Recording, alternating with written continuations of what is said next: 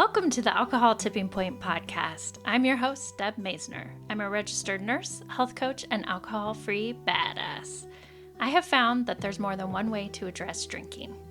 If you've ever asked yourself if drinking is taking more than it's giving, or if you've found that you're drinking more than usual, you may have reached your own alcohol tipping point.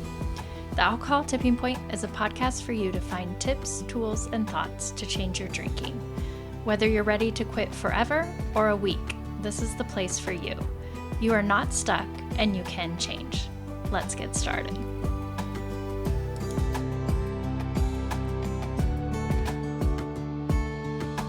Welcome back to the Alcohol Tipping Point podcast. On the show today is Allie Press.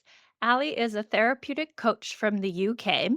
And Allie quit drinking in 2017 and credits quitting as being the single most difficult thing they have ever done, but also the single most rewarding. I can relate. Allie identifies as a queer person and uses the pronouns they, them. And they are here to share their story and how they help people drink less, binge less, or go alcohol free. So, welcome to the show, Allie. Thank you. That was such a lovely warm intro. Thanks, Deborah. It's lovely to meet you, and it's such a privilege to be here today with you. It's lovely to meet you too, and I'm always delighted to have a conversation with someone from the UK because I adore your accent. Thank you very much. Well, can you just give a little intro about who you are and what you do, and then we can just dive deeper into your story? Sure. I'm Annie. I'm a midlife queer person living in London, in the UK, in South London. I'm 7 years alcohol free now. 7 years in April. That's sort of ping pie. So really happy about that. And what I do like my work stuff. I am a trainee counsellor. I finished my training this summer, so things are getting really like, oh, I don't know. I've got to put a portfolio together, and I've got all the documents, and they're over here and they're over there, and I need to really drag them all together into some kind of sense. And I also work as a coach, supporting people who want to change their drinking. Aside of that, I really enjoy hanging out in the garden with my cats. They are absolutely beautiful. Yeah, doing family things with the kids and gardening. It's just getting really, really lovely springy here in the UK. So we've got lovely sunshine. It's finally gone nice and warm. Somebody's turned the rain off. And yeah, those are the kinds of things that I like to do. And that's a bit about who I am. Oh, lovely. Well, can you share about your experience with drinking? Yeah, the way I kind of put it now is that I spent the better part of 27 years drinking industrial quantities of alcohol. It was fairly awful. I started probably at about 14, and one of the things I think behind that was just not really feeling like I fitted in, and being a bit kind of socially awkward and a bit shy, and then alcohol being a bit disinhibitory was kind of one of the things that helped with that. But also one of the things I also noticed quite early on was how useful, I'm going to put them bunny ears, alcohol is for numbing shit out that you don't like want to be hanging around in your head. And then kind of that continued for a long, long time. So I was 41 when I finally got my shit together and got quitting. But that was actually my third attempt. One was I was probably about 20, 21, maybe 20. Another one at about 30. And then this latest one where I'm on my 7-year alcohol-free streak now, which just is part of life. Yeah, so I was drinking a lot over that period, and I pretty much say, oh yeah, I was trapped in this repeating daily nightmare that was entirely of my own making, and I desperately didn't want to be there and be doing what I was doing, and yet I couldn't separate out that kind of compulsion to keep on doing it. Because even though during that time I wake up in the morning feeling absolutely horrendous, hungover as hell, and think, no, I've got to stop this. I cannot keep doing this. And then sort of like mid-morning, lunchtime, I'm starting to think, feeling a bit better. And then I just go home or maybe go out with friends or go out with my partner or something like that, start drinking, and then the whole thing would start again. And it was completely unsustainable, and none of it was really any fun. None of it was. I know there's like one of the stigmatizing ideas around problematic drinking and possibly problematic substance use generally is that this kind of wild hedonist, and all you're really interested in is going out on the lash, getting pissed, having a great time. But that was not my experience at all. I pretty much knew from the first drink that I had on any given day, it was like pulling this massive thick duvet up over my head. The world would get duller, and then I would just kind of carry on till bedtime. And as I sort of got closer to the end of that drinking experience, I was really, really struggling to manage that compulsion because I just had no control. I'd gone from having some control, little control, to absolutely none. And it was frightening, really frightening, because I'd had two previous quitting attempts, like the one in my 20s. Even then, people had been saying to me when I was maybe 17 or so that I had a problem with alcohol. And, my defensive went straight up there. We're not having any of this nonsense. And it was deflect. But it got to the point where I really was taking stock of what I was doing, and I quit. And I lasted probably about 3 months on that occasion. 3 months of feeling, like better and better, kind of as it goes. And I was working in a pub just around the corner from where I lived. I was still a student at the time. And there was this one guy in there who kept saying, fancy a drink? Fancy a drink? How I say, for a drink after shift. Fancy a drink? And my answer was always no, no, no. But this guy wasn't able to take no for an answer. And that was like, whoo, straight back down the slippery slope into like awful land. And then the second time, I was maybe 31, at a point where I was really starting to feel like I couldn't do this anymore. I couldn't continue with what I was doing. I went to see my GP, I went to see my doctor, and he was shocked, but super, super helpful. I ended up doing a home detox. He referred me to a counsellor at my local doctor's surgery. She was wonderful. Like, there I was feeling like an absolute mess, full of the shame, full of the stigma, full of all horrible, this is like where I've got to, what the hell am I doing here? And she was absolutely lovely, really accepting, really warm, really compassionate. And again, that was like a sort of a 3-month stint. I managed to stay off it then. But yeah, once I went back thinking I was fixed, we'll put that in funny years as well. Oh my God, was I wrong? And again, within next to no time at all, I'm back to where I was before. Like, it's almost like going down the drop on a roller coaster, and bosh, there you are, back where you started. And yeah, I lost pretty much another decade of my life. I was still working, I was still in relationships, I was doing all the kind of regular life things, but through this complete haze of either being hungover as hell or being pissed out of my brains. It's sort of like that was maybe an evening thing. And then as I was 40, going through my 40s, I knew how much worse things were getting for me around my drinking. There was an awful lot more hiding it going on. There was the acceptable kind that I was doing in front of other people. And then the stuff that I was sneaking off to do when I went upstairs to check my emails and stupid stuff like that. But I felt really trapped because on the one hand, I knew how dangerous going cold turkey was going to be, the chances of seizures and all of the other stuff that come with that. And some of those withdrawals that I went through around that time were pretty awful.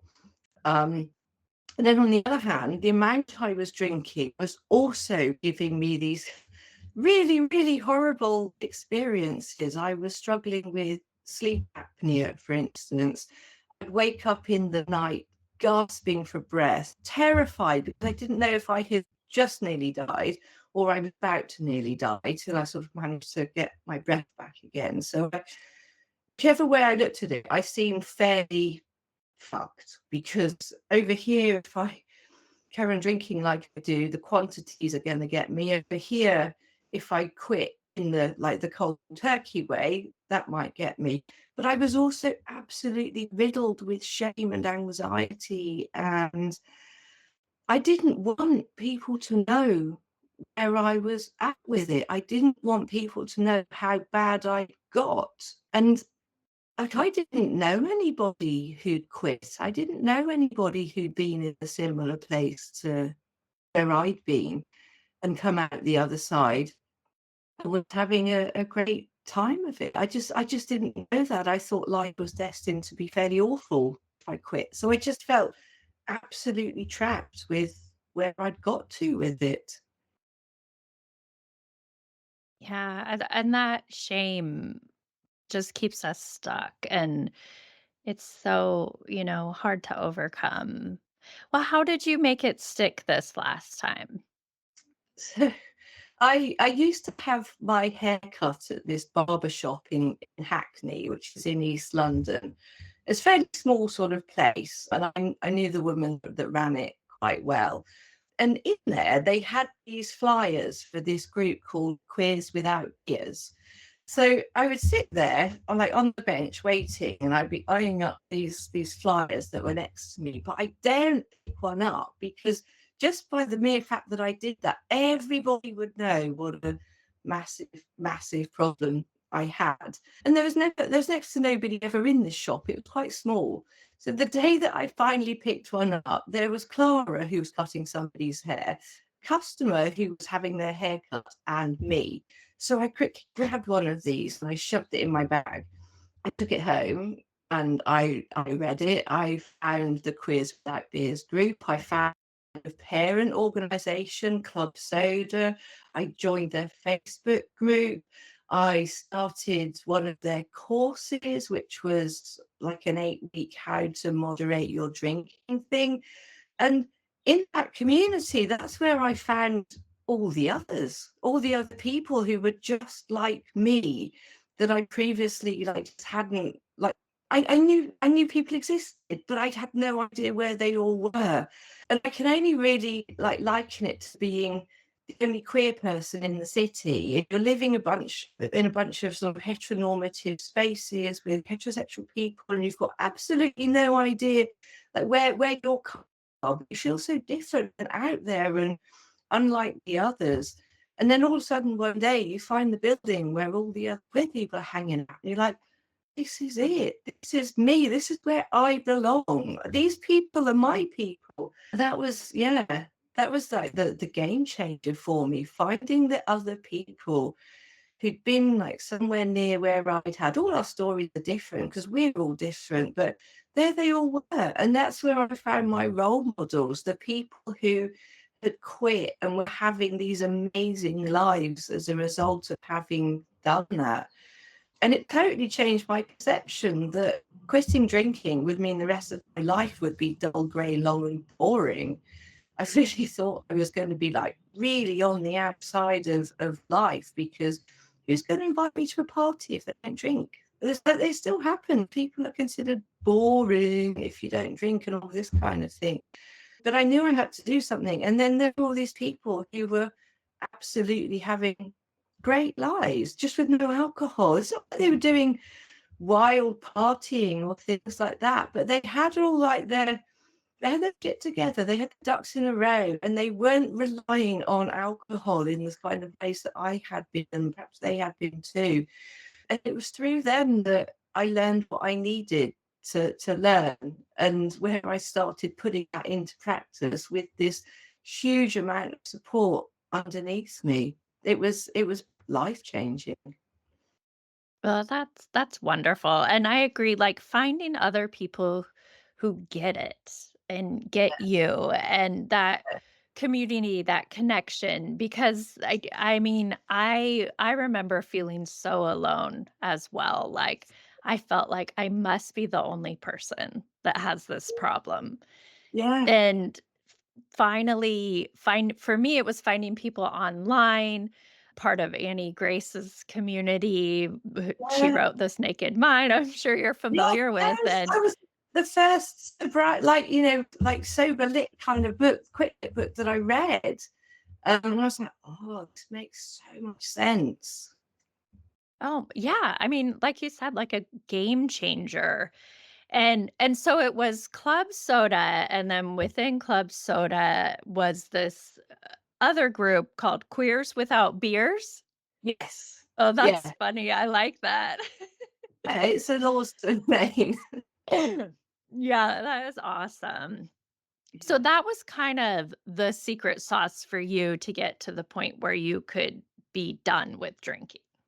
Yeah, totally. It took me another 6 months after joining the groups to really to get done with alcohol.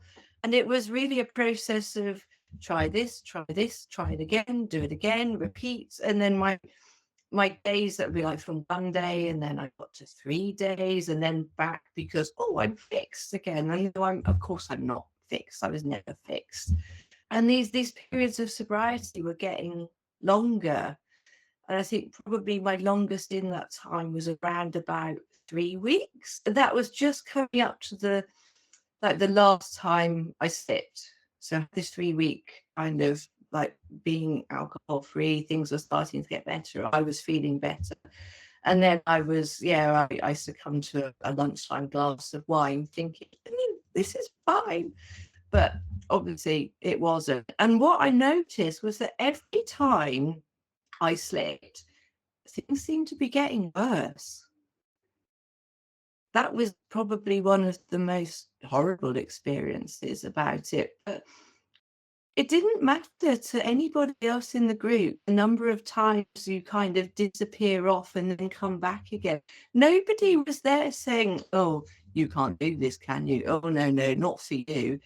They were just lovely. It was, okay, come on, let's get things back together. Let's get going again. What is it you've learned that you can use now? And that's what happened. And then I was coming up to the final quitting time. So my day one was the 10th of April 2017. I I was looking at these people, like this kind of the people that I'm looking up to in the group, and I'm like, it's not like you've got anything special that I haven't. Nobody gave you a handful of magic quitting beans and said, here you go, you'll be all right now. They literally got serious about what they wanted, clenched their bum cheeks and got on with it. And I'm like, well, yeah, I can do that. And that's what I did. Yeah. I wished back then and even now, like, gosh, I wish there were magic beans that Yeah, would I would help you agree. and make But I think what stands out to me there is, like, it's so important to have places to practice not drinking that are non-judgmental, that Yeah, are safe for you to make mistakes, to slip yeah, up, to learn from it so that you can move on. totally, totally. And what do you think, reflecting back as to like what made it stick? How, you mentioned having the community, having people to look up to. What are other things that made it stick for you? Oh, so the main one was I wrote myself this 50-day plan. So I was sitting there at my desk. I can't remember what day of the week the 10th of April was, feeling and looking like hell once again. And I'm like, man, this cannot go on. And I knew about this, like this planning tool. It's called Whoop, WOOP, and there's a website for it, Whoop My Life. So you've got your wish, your outcome, your obstacles, and then plan. And I wanted to have like give myself a long enough number of days to aim for that doable, but didn't feel like it was so far out of reach that it was unobtainable. So I knew I'd done these 3 weeks before. I thought, okay, well let's do 50 days, which seemed at the time, I like now I look at it and I think that's not even 2 months. What were you playing at? But this is me now looking back at me then. Me then just didn't have the resources and the, like, I suppose, the resilience to kind of like channel what I needed to do. So in this plan, I had to put in how I was going to manage my regular day-to-day not drinking, but also the big events I had coming up. So some friends of mine were getting married pretty soon after I quit. I had my birthday coming up, or just over I think it was just over a month after that. I was going on a trip with my wife, now ex-wife, all these things, and then how I was going to manage them alcohol free. So I wrote myself this really long, detailed plan and all the obstacles, what I was going to do about them. And that became my mantra. I used to literally sit there going, stick to the plan, stick to the plan. So, you know that, do you know the phrase white knuckling it? Mm-hmm. Yeah. So that's what I was doing. I was gripping on, thinking, stick to the plan, stick to the plan. But I knew that the longer I kept going, the more I stuck to the plan, the easier it was going to be. Then I'd be able to like relax my hands and start using my fingers again for other things because I'm not gripping on so tightly. And that was what did it. So it was the plan and the support I had in the group. And sort of around that time, Club Soda, is it like, you know, what you were saying about community being important and having places to go to be able to practice being alcohol free. One of the things that they used to do was organise lunches. So you could just go along, you'd meet up with a bunch of other people from the Facebook group or maybe from their email newsletter and stuff. And then you would just go and have food. My mate Laura, she would often pick these places that had a great alcohol-free menu, so we could just like hang out, have really nice drinks, and just be sociable without drinking, because that's a skill in itself. If you're used to all of your time being, oh, let's have a drink, let's have another drink, and being half cut as you navigate your way through it, it can feel really daunting to actually go out in real life and do stuff like that completely sober. So I found that was really useful as well. Like all these little like training grounds that were set up to support us through the group. It was awesome. And yeah, I like the training and practicing and just kind of having these like sober bucket lists, like your first sober dinner out, your first sober party, just places where you Yeah. can practice having fun without drinking. Yeah, And totally. especially, yeah, because you had mentioned one of the reasons you started drinking, like back when you were 14, was fitting in, wanting to Yeah. fit in, being comfortable in a group of people. Like, and I think a lot of people drink to relieve that social anxiety Yeah. for sure. Yeah, definitely. Well, well done. Well done to you. Thank Okay. you. And so after you quit drinking, like a Mm. lot in your life changed and you discovered different things about yourself. Can you kind of share what's happened in the last 7 years? Yeah, gosh, it's a long time to give like a potted history of 7 years, but like really key things changed early on.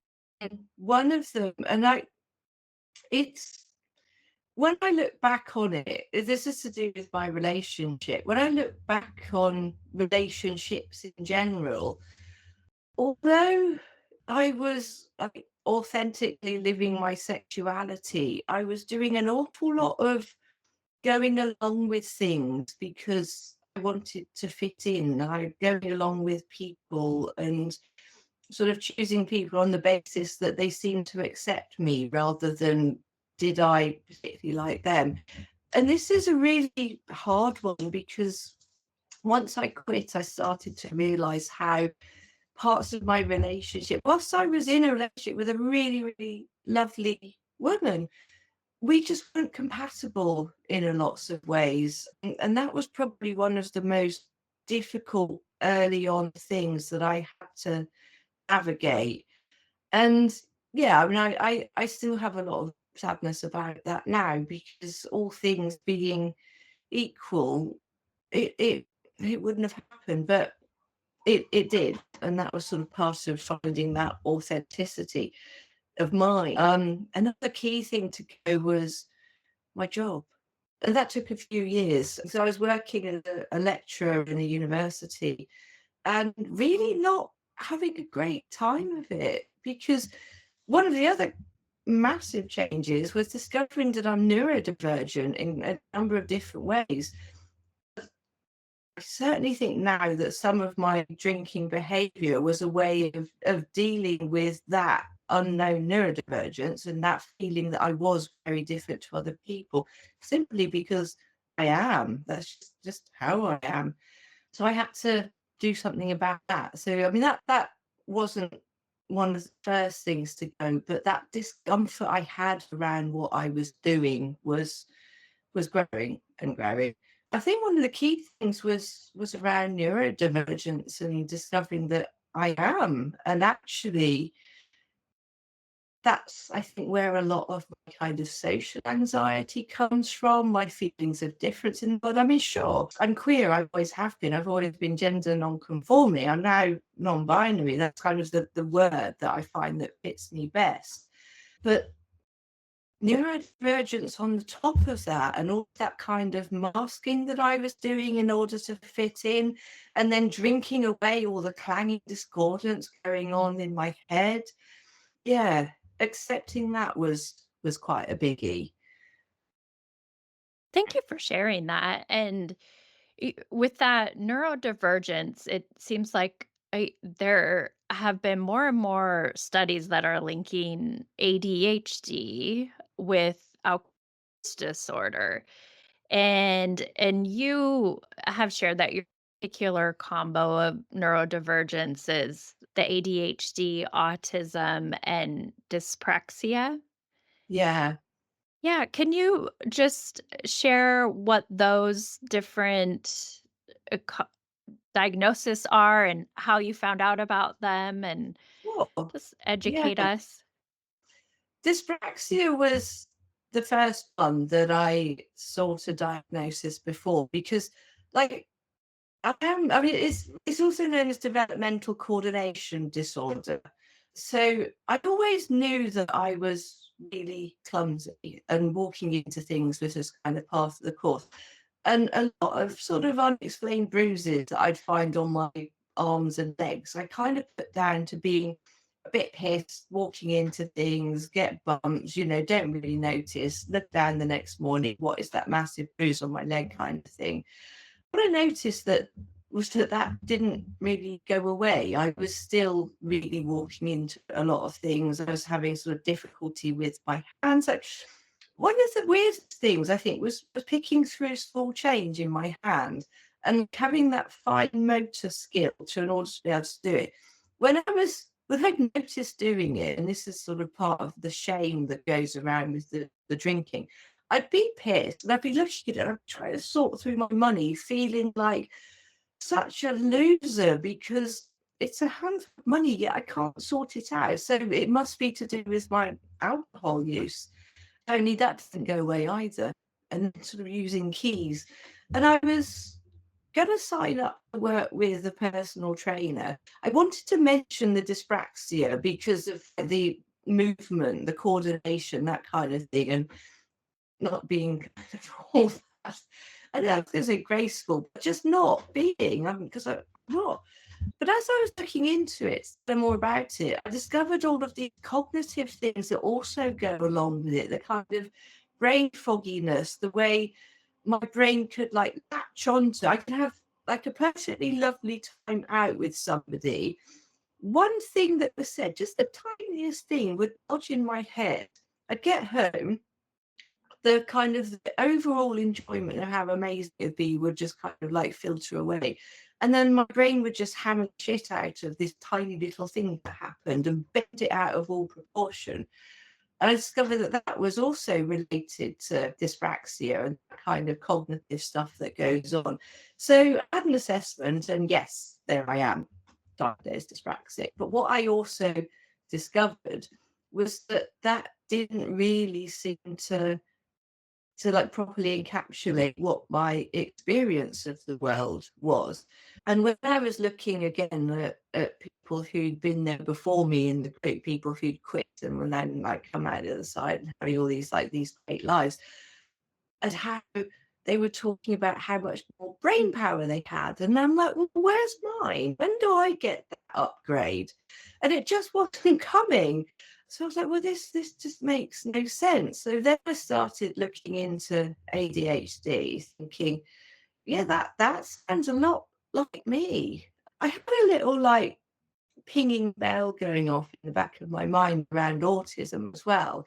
I also thought, not me, because when I think about autistic people that either I knew or knew of, when I started looking at those kind of stereotypical traits of autism, they weren't me. None of that really explained my experience of the world. So I've just like parked that and carried on with the ADHD stuff. Again, I went through that assessment, and yes, there I am. I have ADHD as well. But again, that still didn't really encapsulate fully what it is that I experience and how I kind of get by and go about my life in the world. And then, and this is actually quite recently, this is sort of like in the last year or so, I started looking more into autism. And there's this really awesome book by Sarah Hendricks, and it's Women and Girls with Autism Spectrum Disorders. And I think the title's a bit longer than that. But as I was reading it and reading through all these kind of different experiences that people had talked about in her research and stuff like that, I was hearing more and more resonance with my own experiences. So I started looking into it more, doing more diagnostic things. And yeah, there I am, most likely autistic as well. And now that, when I look back at life experiences through that lens, so much more makes sense. It's not just that I was odd or wrong or all the kind of the different reasons that I was feeling like being an imposter, beating myself up for these like different failings in different areas. But actually, when I look back at it through that lens, I'm like, it makes so much sense. That is why I am how I am. It allows me to give myself a break from that not fitting in, all that feeling like I'm different and not like the others. And to be perfectly honest, not being like the others is my superpower, as I'm sure it is for lots of people who discover their kind of neurodivergent identities. And actually coming at it later in life, sure, I've got by all of this time. I've developed all these kind of ways to work around different things, these different kind of coping mechanisms. But now, if I look at it through that lens, then I can understand things better, the things that have happened, but I can also look into the future and kind of plan things out in a way that I know will suit me better, because I can give myself a break for all that not being like the other stuff. Yeah, thank you for sharing. That is so interesting because you see that I think as humans, we wanna make sense of the world around us and of ourselves, and so probably some of the relief with the diagnosis and then the grace that comes with it. Like, "Oh," like you said, "I'm giving myself a break," like, "Gosh, of course this makes sense," like Yeah, and I think with alcohol, like, it does maybe it's part of why you started drinking, and then it's also freeing it all up, and so mm, people, once they remove the alcohol, then they can start digging around and seeing what else is going on with me.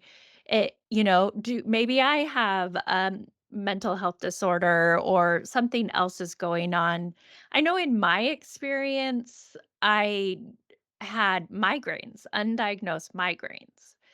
And Yeah. I just thought it was because I was hungover, and of course I deserve this severe headache, right? And you Yeah. use drinking to kind of make sense of like you were talking about, like picking around on at your change and not being able to do it. Like, well, that must have been because I was drinking or hungover or whatever. Yeah. Yeah, yeah. So it's interesting once we remove the alcohol, what we discover. Fine, what we uncover. Yeah, yeah, and it's part of, like, that finding out who you really are thing, because all that time you're using alcohol to help mask whatever it is about you, whoever it is you are. Like with your migraines, you're giving yourself a massive hard time about it because I deserve this. I did this to myself. I need to suck this up and soldier on with the world, blah, blah, blah. And it's nonsense. No, you don't. So once you Mhm. take that away, you can look at it and go, actually, no, this is really shit. I need to do something about this. This is not right. Yeah. Those kind of revelations I think are massive and really, really important. Have you found any research or do you have any information about the correlation of the neurodivergence and alcohol use?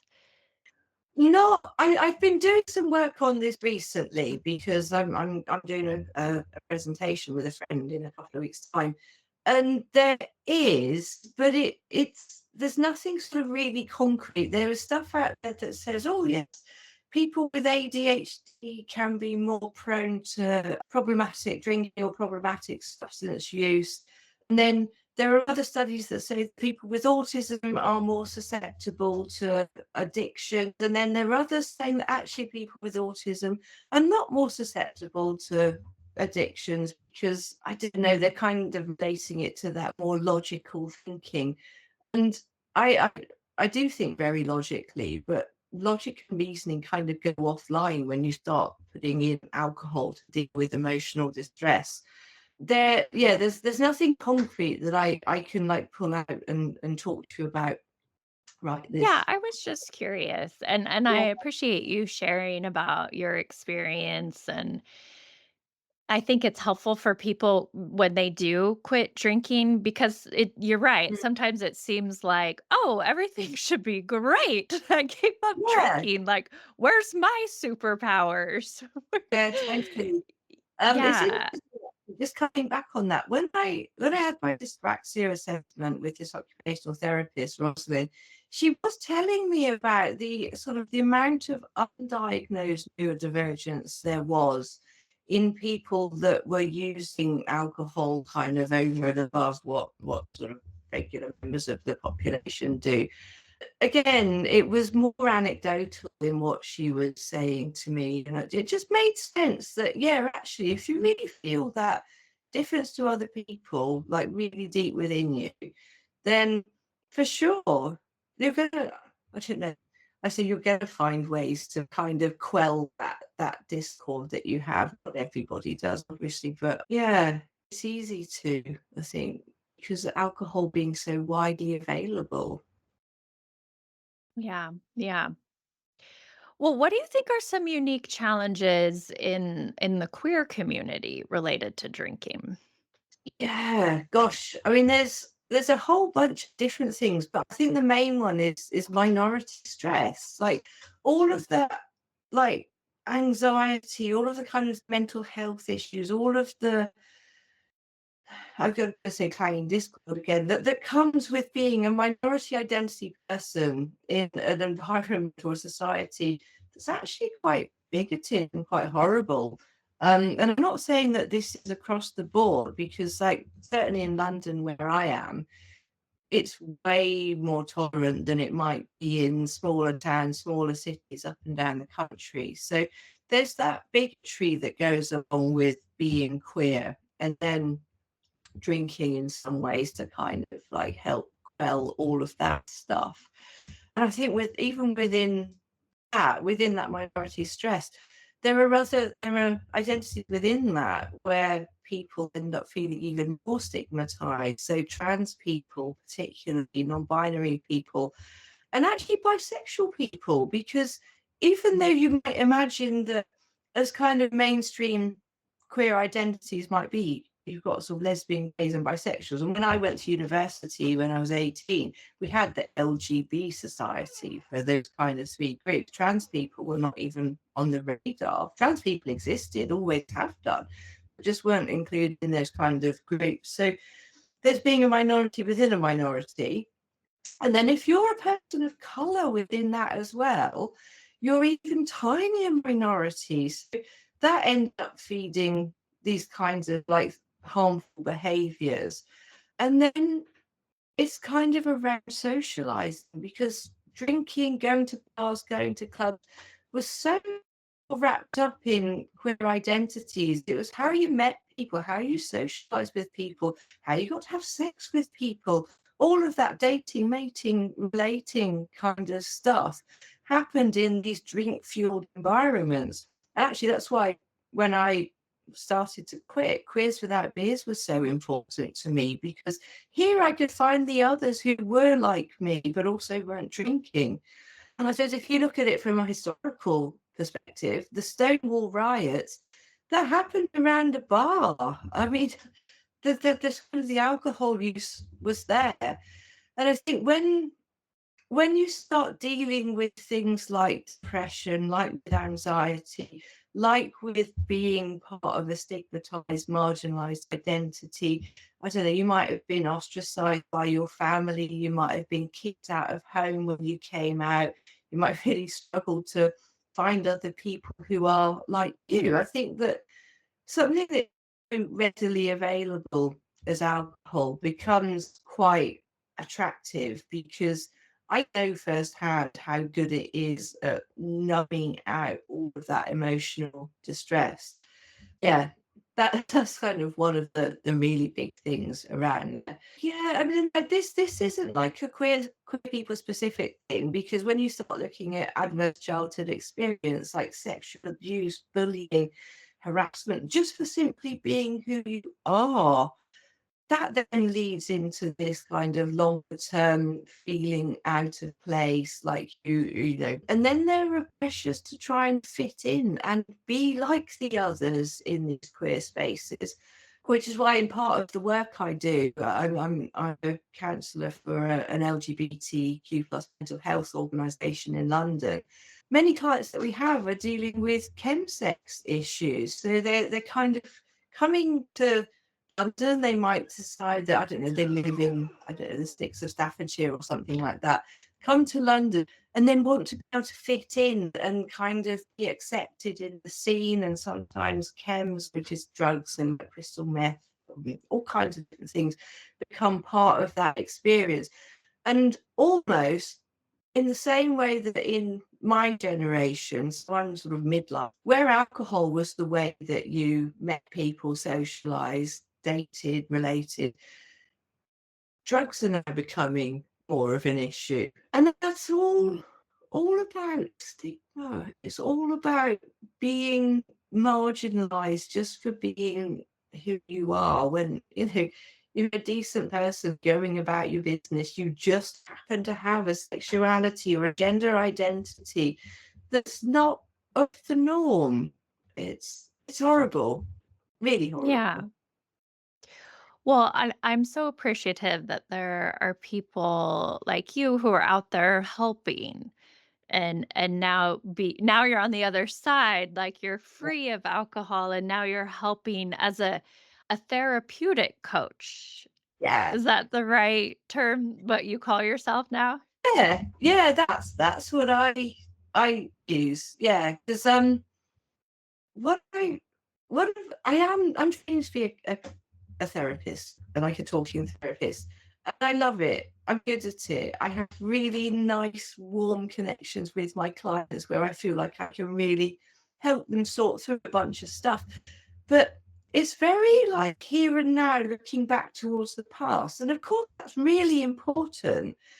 And then when I look at coaching, coaching is okay, so this is where you are right now. Let's like ping things into the future and make things better. But in my experience, certainly of changing my own drinking, my drinking didn't happen in a vacuum. It wasn't something I could just go, right, I'm going to pull all these levers, make a bunch of changes, and things are going to be great into the future, because I still had to take me with myself. And a lot of the reasons that informed my drinking, that kind of, yeah, why I got to where I got, was an awful lot of unresolved stuff from my past, unresolved traumas. This happens, and of course, underlying there's neurodivergence as well. So my view is that you can't like separate the two out. You can't just start here, go backwards. Yes, you can. You can start here and go forwards. But if you're looking at something as fundamental as changing your drinking, you could take a very kind of coaching approach. You go, right, so this is your goal. What are you going to do about it? How are you going to do it? What's getting in your way? No, no, no, no, no.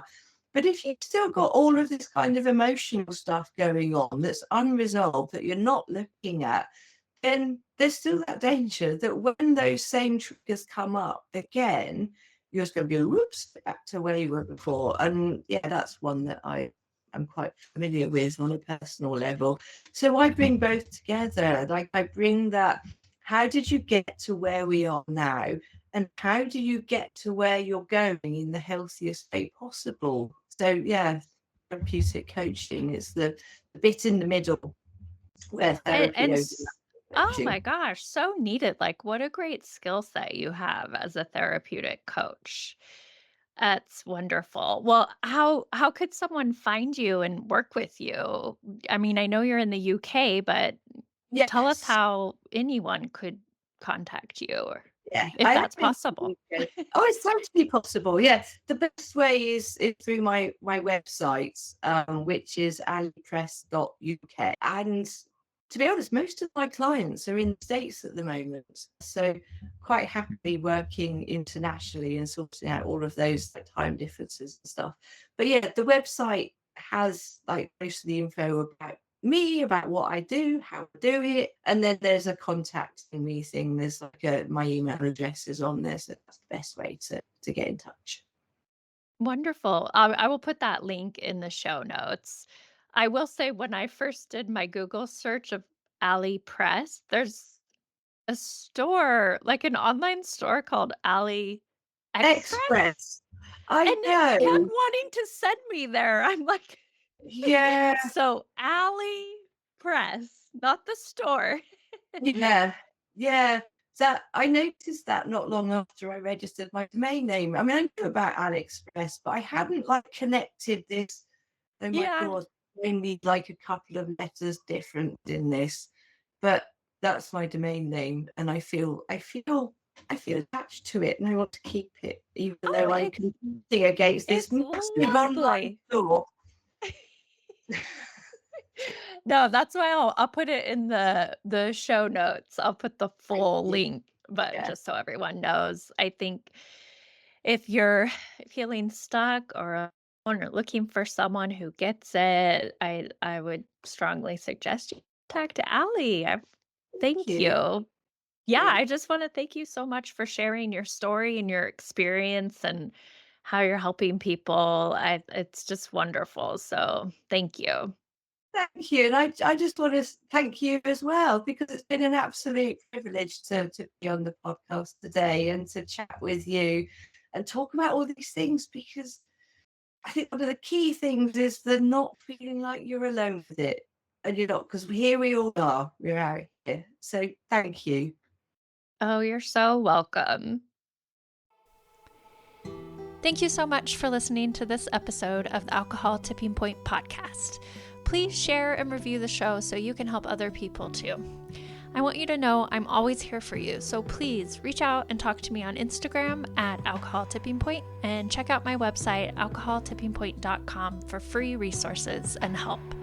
No matter where you are on your drinking journey, I want to encourage you to just keep practicing, keep going. I promise you are not alone and you are worth it. Every day you practice not drinking is a day you can learn from. I hope you can use these tips we talked about for the rest of your week, and until then, talk to you next time.